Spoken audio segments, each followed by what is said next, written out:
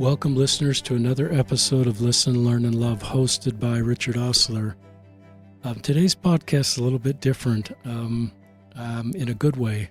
I have my son in the home, who's the home he grew up in, so that's not too unusual. But my son, Jacob Ostler, has joined us. He's our third of 6 kids. He's married to Dev Dayton, who you may recognize as Allison Dayton and Ken Dayton's daughter, who's also in the LGBTQ space. This podcast episode will not talk about LGBTQ. We're going to talk about a nonprofit that Jake has started called International Protection Alliance. And let me give you just a little bit of background on Jacob, who is a son that Sheila and I are so proud of. Jacob has an undergraduate degree in psychology and a master's degree in social work with a focus on global practice, as well as a professional certificate in anti-trafficking from Vanguard University. Jacob has been working with people who have survived sexual violence since 2016. The work has taken him, and he's 30 years old right now, in over 10 countries. He has worked with survivors of online sexual exploitation, sexual abuse, human trafficking, child marriage, torture, and other types of violence. Jacob has worked with a therapist domestically and internationally, and has built care teams consisting of case managers, lawyers, and therapists. Jacob provides training and consultation both domestically and internationally to organizations that work to support survivors. I want you to become familiar with International Protection Alliance. It is a new nonprofit that Jacob started in 2024 to continue the work he's been doing for the last 8+ years. And people ask, can I donate? Can you donate to the podcast or to my efforts? You can't, but this is just to be transparent, where we are going to ask for donations to Jake's nonprofit. So that's a big focus of this episode. And I'm honored to provide a platform so that Jacob can talk about International Protection Alliance and its goals and the need for the work that Jacob and many others are doing. He is also the owner of Healing and Hope Therapy, so that's a for-profit side where he does clinical work as he works without taking a salary or any pay from International Protection Alliance, while Jacob and others are trying to I've got this nonprofit off the ground, but looking for additional funding. And so we're going to talk about that. And in the show notes, I'll mention this at the end, but we'll have Jacob's email, which I'll tell you right now is jacob@protectall.org. And we'll have the website of the nonprofit and also his for-profit clinical practice, healingandhopeutah.com.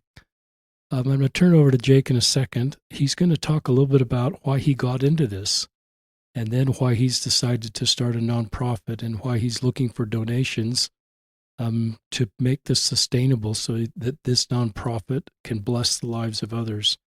He's also going to talk about trafficking in Utah. There's a lot of content around what parents should look out for to keep their kids safe, and there's some fact and some kind of over-dramatized sensationalism. So he understands this space really well. So if you're a parent in Utah or wherever you are, wondering what can I do to protect my kids, Jacob's going to talk about that. He's going to talk about his work internationally, and then he's going to talk about what you guys can do to help, which is a big part of the reason of coming on the podcast, to look for donations, either one-time donations or signing up for a regular donation. Is that okay for an introduction, Jacob? Yeah, that's great. Thank you. So we'll turn it over to Jake to help us understand this world. Yeah, and sorry if I cough a little bit. I've had a little bit of a cough, so thank you also for just being in the same room as me while I have a small cough. Yeah, like my dad said, I've been kind of in this space since 2016 with a variety of different organizations doing different things, and now I am a therapist here in the state of Utah, and I have a nonprofit that's working both domestically and internationally. So thank you for having me. We've talked about doing this on and off for years, and we're finally making the jump. So, and thank you for everyone that follows and listens to my dad, and his guests. He puts a lot of work into this. So thank you. You're welcome. You're a great son. So honored to have you on the platform. Thank you. So yeah, I guess I can start with a little bit about why I got into this space, like why I decided to work in the space of anti-trafficking, anti-sexual violence, why I became a therapist, all that kind of stuff. So I did my undergraduate at BYU and my master's at the U. And during my undergraduate at BYU, I was kind of unsure of what I wanted to study. I went through and I had different interests. I worked at the zoo at the time. I wasn't like, oh, like, I know this is for me. Like, I was taking business courses. I was really just trying to figure out where I wanted to end up. And I took an intro to psychology class and I loved it. And then the big thing that really drew me I knew I wanted to do psychology after that, but the thing that really drew me to this was I was in my undergrad when the Me Too movement happened. For those of you who don't know what Me Too is, it was a movement where people, primarily women, started posting with the hashtag Me Too around different instances of sexual violence, harassment, sexual assault, rape, all that kind of stuff. And they started posting about it, talking about it, and it became a pretty national and then international conversation. Also, with this podcast, just like we are going to discuss these topics pretty honestly. It's not going to be like for the sake of it's going to be done in a clinical way, but in an honest way. And so if that's not your jam, and you're like, I don't want to listen to this kind of content, like, don't feel bad tuning out. But if you're going to stay, just know that like we are going to talk about sexual violence. And so back to this, I was in college, Me Too was happening, and I don't have any lived experience. I am not a survivor of any type of sexual violence, sexual harassment. That's not something that movement brought out for me. But what it did was it kind of threw in my face just how big the problem was, and I couldn't get over that. I'd never been exposed to that side of the world. I didn't know anyone that I'd known that had happened to. I did know people it had happened to, but at the time I didn't know. And I went and I started researching it. It became what I studied in my classes. Like, I wrote papers on it. I interviewed, and I would talk to like friends, and I would ask them if I could ask them personal questions around Me Too. And if they said yes, I would ask them about their experiences. And I had a number of people just share really honest experiences about things they experienced, whether it was as a child, whether it was while they were adults, whether it was while they were at BYU campus. And I just kind of started to become aware of a problem that existed that I just never really, I knew about. I never connected to, I never saw. And I was like, okay, so this is really, really bad. And I was like, I want to go and figure out how I can help. And so I focused my education on psychology and social work with the intention of providing some kind of service and helping people heal. At the time, I didn't know exactly what that would look like, and that's changed over the years, but that's something that's kind of always been there. And so I focused on that. And then I also started to learn more about how, like, not only was sexual abuse happening like in all of our communities, in all of our cities and in families, it's also like you can sell rape for money. Like, that's something that exists in the world today. And and that's what we call trafficking, is selling somebody else for rape for money. And I use it that way because, like, when we say sex, sometimes we automatically think of that as consensual, but like, we're selling, like, when someone traffics somebody, they're selling their rape. And so that's kind of where I've focused my professional career, my networking, the mentors I've had over the years, and that's kind of been the focus of what I've been doing. I work as a therapist still with survivors of trafficking, and that's all domestically here in Utah. And then I consult programs in other areas that treat survivors of trafficking, whether it's here in the U.S. or internationally. I get on phone calls or Zoom calls, and I help with treatment plans, different outcomes. Sometimes I help clinicians understand more of what's going on if it's a new thing for them.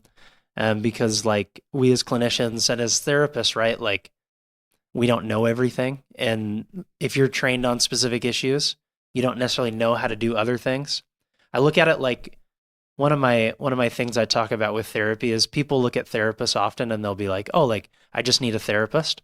But that's kind of where people look when like in reality if you needed a doctor and you needed foot surgery, you wouldn't look for a shoulder surgeon or you wouldn't go see someone who does brain surgery or you wouldn't see a chiropractor, you'd go find someone that works feet. And so like just like that, like if you're looking for a therapist, I'd look for people that specialize in what you need therapy with. Like my personal therapist she works with other therapists and she works specifically with people with vicarious trauma and PTSD and first responders. So that's like who she is, and that's a lot of her clientele as she's described it to me. And like that's kind of like how I found my therapist. So like if you're looking for a therapist and you want help with that, like I'm happy to help where I can. But I'd also look for therapists with specialties that match kind of what you need and what you're going for in therapy. It's really good just to hear a little bit more about your background. And just to comment as a parent, when you're raising kids, you have no idea some of the things that they might end up doing. And so we've tried to just create where we're not telling our kids what to do career-wise, but just trying to lay down principles and educational opportunities that they can kind of self-determine what is the best career for them and being open to just, they understand that better than we do. So if you told me 10 years ago I'd have a son that knows this space, I wouldn't have believed you, but I think it's a real credit to you and your work and others to bring healing and hope to survivors. So keep sharing. You could talk a little bit about International Protection Alliance, because it's one thing to have a clinical side, the sort of for-profit side, but it's another thing to then concurrent with that to start a nonprofit. Yeah. Yeah. And yeah, so I started International Protection Alliance primarily to serve survivors of online sexual exploitation. And what that means is people who are exploited with the internet. That can look like sextortion. That can look like online grooming. It can look like people who are abused and those abuse videos are uploaded or sold through the internet. Fun fact for Utah, one of the reasons Pornhub isn't viewable in Utah is because of this very issue. And Utah passed some laws that made it so companies are more accountable for what they have online. And so that's one of the reasons like Pornhub doesn't work here. There's other states that have done similar things. And that was a huge win for survivors all over the planet was that. Yeah, so I'm working with survivors of online sexual exploitation. I work with a couple different families and groups here in the States, and then we're focusing a lot on working internationally. There's very few nonprofits that are focusing on like international sex tourism, and that's a lot of what we're focusing on is people that travel abroad for the purpose of sexually abusing children, and then they come back and that's what they do on their vacation, or their business trip, or their mission trip, or whatever it is that they're doing. And so we're working with law enforcement domestically and overseas to help identify those people. And right, like as a nonprofit, there's a lot of ideas that people have with nonprofits, but like nonprofits, like they're guests in the countries they work in, and that's our model. Like we don't run things. We're not a government agency. That's actually specifically what a nonprofit is a non-governmental agency or organization. And we work to support local systems, local clients, local collaborators in the countries that we work in. And so we're working on helping the law enforcement just identify those people and then supporting people who they've abused and helping them find the resources they need to heal. And whether that's medical care, often there's complications with STIs, STDs, other things. And then as far as like legal aid or finding out like, what does your citizenship look like here? Like, are you in this country or do you need to leave? Like are you documented here or like, is there a way to apply for asylum? Is there not? Like because a lot of people are trafficked across borders or they're sold across borders, and a lot of different things happen there. So yeah, with what we're doing, we're focusing specifically on essentially online sex crimes is what we're focused on. And so if you ever have an idea for a way you could help, you're always welcome to reach out. And my email will be in the show notes. You're welcome to visit our site. Um, I will plug us shamelessly. I love the work that we're doing, and like my dad said, it's not something like I'm taking money out of right now. I work other things so that I can help get this nonprofit functioning and off the ground and really moving. But that's a little overview of that. Talk about, unless you want to go in a different direction, you're obviously focused on Utah and some of the needs in Utah, but you've also focused internationally. And do you want to talk about why internationally, if you've and any experience you have living abroad internationally doing this kind of work? Yeah. So yeah, I have worked internationally in varying capacities since about 2018. Um, Most recently, that was on a trip to Mexico with a company called Libertas International.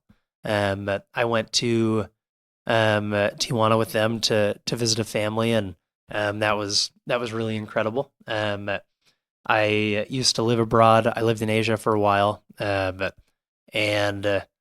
a big part of the reason that we're focusing internationally is because of, like, I mentioned it a little bit, but the international sex tourism kind of thing. It's really, really hard for survivors to get any kind of legal justice for themselves when the perpetrator isn't in the country, right? Like if I was abused by someone who was here and then that person left and went to Ghana, it would be really hard for me to be like, oh, like, how do I get them arrested in Ghana? Like, how do I report to police in Ghana what happened to me? Like, and navigating the justice system, whether it's here in Utah, internationally, any country, is incredibly complicated, right? Like, I mean, we have family that like have been through the justice system, and they like it's been really sad. Like, our justice system is not perfect. If you're looking for a really good podcast that just gives experiences with the justice system, there's one called Utah Survivors, and they bring on people who've been through different types of crime, whether it's stalking, trafficking, sexual abuse, attempted homicide, and then they talk about what they went through, and then they talk about their experience with the justice system, and it's super honest, and it gives you a really good understanding of kind of that whole thing, and also why survivors might not report. It really helps understand that as well, because that's a common theme that they talk about is, why you reported and then what happened after. 'Cause a lot of times we think, oh, like, if law enforcement is just told this is the bad guy, then we're good. But that's not how our justice system works. Like, you can look at case after case, whether it's like I forget what his name is, but the Harvard swimmer. Like, Yeah. yeah, like a great example of where our justice system doesn't excel. And so we're focusing a lot internationally because we have connections here and internationally to be able to address this issue. And like, the fact people feel like they can go to another country and abuse someone and then come back and nothing will happen to them, like, and that person is left there to fend for themselves with all the psychological and physical damage that came from that abuse, like, is not. It's an area that I want to make a difference, and I want to build something that makes a difference. And yeah, and we're small. We're working with a very small caseload right now, but like, we have really good relationships in the field, and we're ready to go. So that's a little of why we're focusing there. And Yeah. and that's helpful, and that's why you're not called Utah Protection Alliance. You're called International Protected Alliance. And you may have this in your prepared, outline. But I guess there's different parts of survivors of trafficking. There's the rescuing of getting them out of difficult situations. There's sort of, after that happens, the aftercare and all the legal work. Do you have an area where you're focusing on that continuum? And I've probably oversimplified that, Jacob, but maybe talk about just where on that continuum your primary focus is. Yeah. With anti-trafficking in general, people do typically divide it that way. There's like intervention, which is the law enforcement side. There's aftercare services, which is helping survivors like after. Um, there's prevention, and that's often like education based and other things like that. And so we're focusing kind of in all that, and we are focusing on online sexual exploitation. That is like our niche of what we are focusing on. And one of the reasons we're doing that is the anti-trafficking world is massive, right? Like, and what trafficking is massive, and it can also change legally depending on what country you're in. And we've talked, and like I've like the internet is not, it's not safe, it's not well regulated. There's a lot of really bad stuff that happens on the internet, and so like we're focusing on that kind of stuff. Like people, like even my clients like here, like people think, oh, like you have to go to the dark web to see this stuff or to do this stuff, but like clients are groomed and their abuses sold and forwarded on Facebook, Twitter, Instagram. Like, if you look at like sextortion, if are you familiar? For those of you who aren't familiar with that term, sextortion is when like somebody exploits you for sex or money or something like that over the internet. And so like a really common dynamic is teenagers will have someone enter their direct messages, they'll slide into their DMs and start talking to them, and they'll eventually get that person to trade a nude photo, or some kind of vulnerable information, and then they'll use that to get often more nude images, more other stuff, and then they demand money, or they demand some other kind of thing, and then they're exploited over and over and over again that way. And there's actually a lot of suicides occur from that. Utah has some pretty, like the world has pretty sobering sextortion statistics. But if you look at like just Utah, I'm reading from an article from Salt Lake Magazine. But like in October 31st of 2023, there had been 622 incidences in that year already. And and that's more than the combined for 2021 and 2020. So like it's happening more, it's not happening less. Like this is something that we're seeing, and it's something that like with kids online, like that's something that parents navigate is, you know, my kids on Instagram, my kids on Snapchat, my kids on Facebook, I give my kid a smartphone. Now what? Like, and like this isn't a dark web issue. It's a normal internet issue. And scammers can be local, they can be international. They can know them, they can not know them. There's a ton of different dynamics that exist here. But like, I feel really passionately about online safety, and so that's a big reason I started this, was to help address this issue. And yeah, talking also just a little bit about, on a separate note, like trafficking here in Utah, since we're talking about Utah. We often have this vision of trafficking like, oh, like kidnapping, it's always across a border. Like there's always these pulls of kind of these more dramatic cases. But like if you look at actual stats for trafficking, like, so there's an org called Polaris, and they run the National Human Trafficking Hotline, and they put out statistics.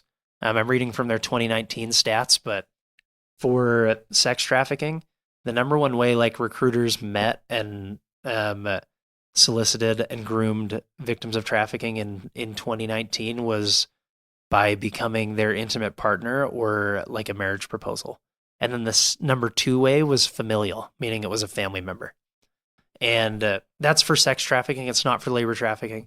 Labor trafficking is different. It was mostly job offers. But if you look at it and you go, okay, like trafficking we know is terrible. Trafficking is also happening with families. Like I have plenty of clients here in Utah that were trafficked by family members. And it's not a, oh, I went missing or there was an Amber Alert out for me. It's like, oh, I was in school. And then I was sold while I was also attending school. I went home and I was sexually abused. Like those are things that survivors of trafficking, that's their lived experience. And like people have to often ask me like, is my kid at risk for trafficking? Like, how do I keep my kid from getting trafficked? I tell them a lot more about sextortion, because that's where your kid is really, really at risk. Like in Utah, like, I mean, even if you think about it, like if a kid goes missing, if someone pulls a kid out of a family and runs away with them, like there's an Amber Alert, it's national media attention, everyone's looking for him. Like it's it's incredibly risky on the trafficker's end. And so you look at it and you go, okay, like what's going on here? And a lot of it has moved to online grooming, to approaching you with anonymous accounts or fake accounts that look real. And then kids having to gauge, how do I interact with accounts I don't know? And those are conversations like parents, I think, should be having with their kids is, who do you respond to on Instagram? Who don't you? Like, if you are going to let them on social media, we need to prepare kids for when people approach them. And it may seem really innocent at first. Maybe, hi, how are you? Like, hope you're doing well. Like, it's probably not going to start off nefarious. So that's a lot of what I tell people. And for people that want to work or serve anti-trafficking, the first place I tell them to work with is populations experiencing homelessness. If you look at different studies here in the U.S., like if you're homeless and a female or a teenager in the U.S., a lot of studies will put it between 36 and 72 hours for how fast a trafficker will approach you, just if you're living on the street here in the U.S. So like when you look at it, it's, if you want to go serve survivors of trafficking, like go downtown, go find your populations who are unhoused, who are like living on the street, that are looking at, okay, like I don't know where my next meal's coming from. I can't get medical care. I can't get housing. And you look at that and go, okay, like those are all vulnerabilities. And like vulnerabilities stack on each other. And like whether it's people online grooming, trafficking, any of these kind of stuff, like people look for vulnerabilities. They look for things they can exploit, and like drug use. So like another example here in Utah, like a lot of people look at people and they go, oh, like, and I do not believe this narrative. I'm just sharing a common narrative, is like, oh, like she's on drugs, she's like a prostitute and she's trying to get money for drugs. A lot of times what happens is traffickers will start giving women drugs for free, and they get them hooked to these drugs, and then they eventually manipulate them into performing sex acts for these drugs on other people. And that's trafficking. Like that's trafficking here in the state of Utah. And that's a really common way that it occurs, especially for our unhoused populations. And so like when people are like, I want to serve anti-trafficking, like donations to food banks, like blankets, giving out those, like helping your homeless population, donating to shelters, like that kind of stuff is actively working anti-trafficking in your local community. And then figuring out, what are my online safety laws? Like even things like child marriage is not illegal in the US in most states. Like looking at things like that and being like, okay, like what are my marriage consent laws in my state? And have I ever like written my congressperson or any of my lawmakers and brought that up? There's things like legislatively that don't match a lot of what is believed. And so I look at those kind of things. And when I talk to people about trafficking, that's a lot of what I tell them typically is, start with serving your populations who are experiencing homelessness. Start with, like figuring out what it looks like locally, like what are laws like here, like, and where do I go from here? It's really interesting. And I remember, 5 or 6 years ago, a young man reaching out to me just because I'm a trusted adult, nothing special, and just opening up about the sextortion he was in the middle of. And he had donated money because of these pictures, naked pictures that he had vulnerably sent and regretted, to what he thought was just another youth. And then it turned into something bigger, and he kept donating money. And I hadn't talked to you at the time. I didn't know the space, but I felt impressed. This was not this was sextortion. I didn't even have the vocabulary for it. So we decided just never to contact the person again. And he just went dark and blocked whoever was contacting him. All the threats that were going to happen to him didn't. And not to say I did the right thing, but I just recognize what Jake's doing to educate people not only the people that become for victims, but the people that might be their friends that they open up to.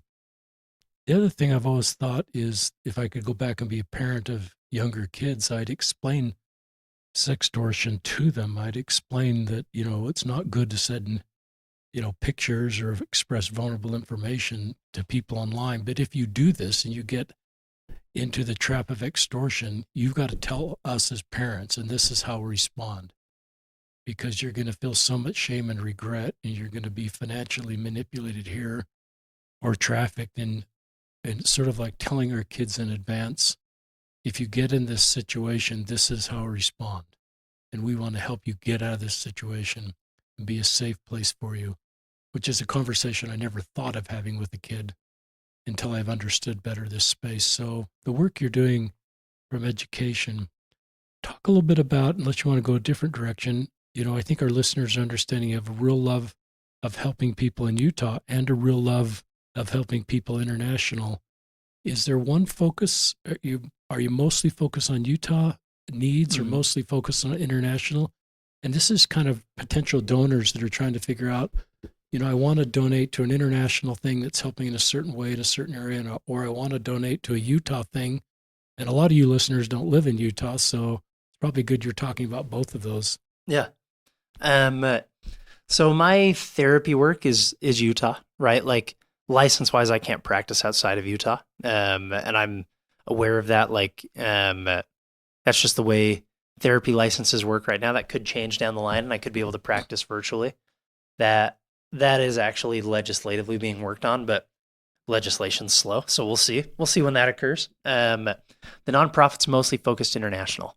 We have a very small group of clients we're serving here in the US, but we're focusing international right now, specifically in areas that I've worked before. Thailand is probably one of the first ones we'll work in, Philippines. These are countries that people from the US commonly travel to and that they commonly abuse children in. And so I say and so a lot. That's a phrase I just realized that I use. It's a great phrase. Yes, that's where we're focusing is internationally. The US nexus to our nonprofit is serving survivors here, which we're doing small right now. We're a small nonprofit that grows. It grows. If it doesn't, then it doesn't. And then the other connection to the US is helping identify these people that are traveling abroad to abuse. Because that's just unacceptable. Now, also, we don't want that to be our reputation in another country. That when Americans come here, they abuse our citizens. We want to be seen as good, right? We want to go abroad for helpful and positive reasons. We want to be respectful when we travel. We want to treat other countries with dignity, respect, love. We want to appreciate cultures. We want a human family. We don't want to be viewed as Americans come here and abuse children. And that's something that right now Americans do, right? And that just needs to change. There's another org called Libertas International, and they've been doing this for a lot longer than I have. And we collaborate on a number of things. But if you want to look at history of work, if you look at a lot of what they've done in Latin America is incredible. And for the clients that they support, it's really awesome. So that's kind of where we're focused. And if you're ever curious about it or you want to know more, please reach out. Please let me know. I'm happy to talk about it. I love doing it and I love the space. And yeah. More you'd like to share before I ask you more questions? Let's see. I think those were a lot of the points we talked about touching on. Yeah, ask me questions. You can ask me anything.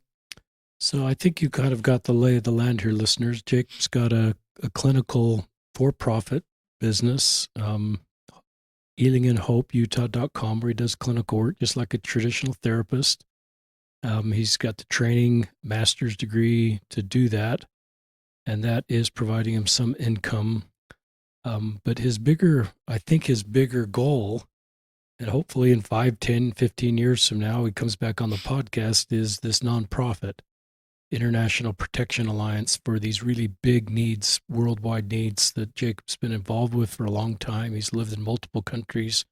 He's had experience in this space. So it's not just educational work, which is important, and clinical work, which is important, but it's, a lot of time on the ground seeing how this works. And so that's his big picture thing, is to help the world by, there's so much trafficking being done in the countries that he's talked about.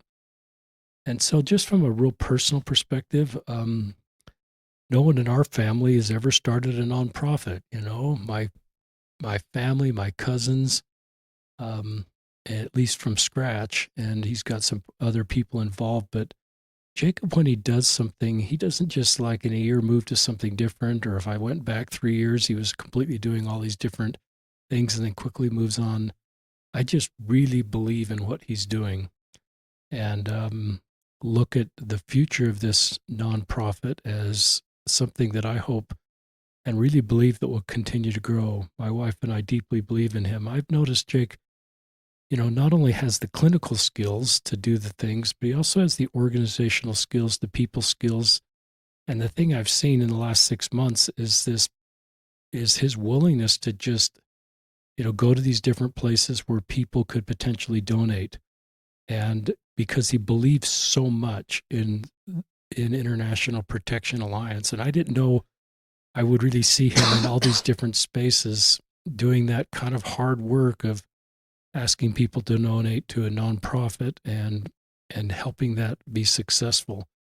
And I just see all these different skills that Jake has, and I really believe in his nonprofit. And if you choose to get involved, either as a one-time donation or as a consistent donator, if that's a word, I believe that you'll see up front the work that they're doing, and it'll be satisfying to you, and you'll also be kind of watch it grow over the next period of time. That's just kind of my feeling. More things you'd like to share before we close, Jake? Yeah, I mean, in addition to like donating, following on social media is a fantastic help. We can put those in the show notes, I imagine. Instagram, what social media? Yeah, Instagram, Facebook, LinkedIn, and yeah, I mean, we're new. We haven't produced a lot of content with regards to work we've done. It's mostly been awareness because the work's new, right? Like we're just starting.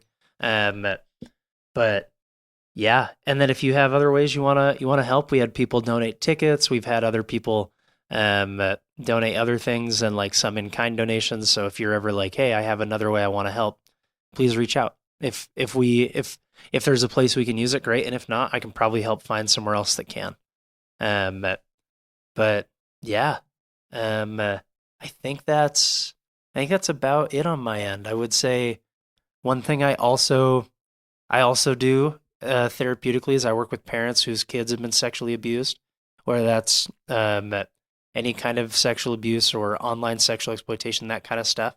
I've been working with parents that have worked through that for a long time. And if you're a parent and that's something that your child's been through and you're feeling like you need some help, like please reach out. I'd be happy to help. That's a great offer. There's a need for the kind of work you're doing. Another way you can help that just came to mind is sometimes you might feel impressed to just have Jake come meet with your group, especially if you're in Utah, or even via Zoom if you're not in Utah. And if you've got a potential group that might be looking to contribute towards his nonprofit, and sometimes you can put on a small event or just a meeting in your home or with friends where Jake could come and just explain what they're doing. They already have a caseload, so it's not just like this is all theoretical. This is a real nonprofit, legally organized, with kind of the experience to hit the ground running, to be able to already make a difference. So it's not like just a completely new territory. They're doing this work already, and it's just transitioning their kind of existing work that they've been doing and their experience into a new organization, this new nonprofit. So just different ways you may feel of completely different other ways you could potentially get involved. You could share this podcast with others. You could invite Jake to speak, even if it's not directly for fundraising, just to talk about sextortion with a group of people that you want to educate parents and keep your kids safe, Jake might be open to anything that you feel like maybe Jake could help in this way, or Jacob would speak at this conference, or Jacob might be somebody I could run this idea by. I think he's pretty open to just different ways that you might want to engage with Jacob. Is that okay, Jake, to say that? Yeah, absolutely. And I will, just wrap up unless there's anything else that comes to mind, Jake. I think that's all I have. We're used to longer podcast listeners. I know this will be a shock for you that we're only 40 minutes, but sometimes where the guest isn't sharing a real vulnerable personal story and just kind of talking about their work or shorter podcasts. The most recent one we did in this space was Heather Prince, episode 784, survivor of sexual assault. So brave of her to come on the podcast. So we do some with survivors in the space, but we've never really kind of done one, obviously not with the perpetrator, but with the therapist that's trying to help survivors heal. On a personal note, I'm a Dodger fan, and I asked my 4 sons who would like to go to Game 2 of the World Series, and because I just thought it's a once-in-a-lifetime chance to go to a World Series, and Jacob was the only son to go to the World Series with me. Game 2 in Los Angeles, we sat in the bleachers in left field. Jake is probably my least sports son. Yeah, and now I'm a Dodgers fan. Tell us about that game. That game was wild. I am not a sports guy. Like, I have almost to date never turned on a sports game by myself ever to tune in. Like, if I'm at a stadium, I have fun. But if you were like, hey, let's talk sports, I'm out. But I went and it was incredible. Like, I also got to learn a lot more about my dad because I didn't know my dad loved the Dodgers the way he did. Like, I knew my dad liked the Dodgers. I didn't know that my dad built his own radio so he could listen to the Dodgers when he was a kid. Like, I didn't know that. That is true. So, like, it was really, really fun, and we won. It was great. I say we now because I'm a Dodgers fan, which people would call me a bandwagon, and I did choose the winning team of the World Series, so I definitely did bandwagon. But that game was incredible, and the only time I've ever turned on a sports game by myself in my entire life was the next game at the World Series. And that's it. Like, so it's new for me. I'm digging it. Maybe there's something to the world of sports. Maybe I'm figuring it out, but those Dodgers were incredible. Well, and we're just kind of letting our sons have their own interests, and but that was fun to go with Jake. I'll never forget sitting in the bleachers, and it went down right to the 9th inning, and we won that by 1 run, and that was just terrific chance to share that with Jake. So Sheila and I love our kids, and we're just so grateful for our kids and the different things they're doing in the world as our kids have aged up out of their teenage years. Jake's 30, kind of in the middle of our kids age-wise, and some of our kids have had real predictable paths that we kind of saw earlier, and some of our kids we've tried to just lay down principles and get them exposed to different things so that they can kind of chart their own path. And this has certainly been a son that we're immensely proud of, but on a very unique path that we didn't prescribe, that we didn't say, go do this. And I think when people own their own careers and able to use their own talents in a way that is consistent with their values and their feelings about the future, I think that's a better structure. And so I hope we did that reasonably well as parents, and we're just so proud of all of our kids. So I hope this podcast has been helpful to you and you've learned a little bit about really complicated space. And once again, we'll put these things we mentioned in the show notes. And thank you, our listeners, for listening and all that you do to support and share this podcast. And grateful for our son, Jake Ostler, his wonderful wife, Deb, and they've got a little girl who's just terrific and enlightens our life with being grandparents. And we'll sign off on another episode of Listen, Learn, and Love.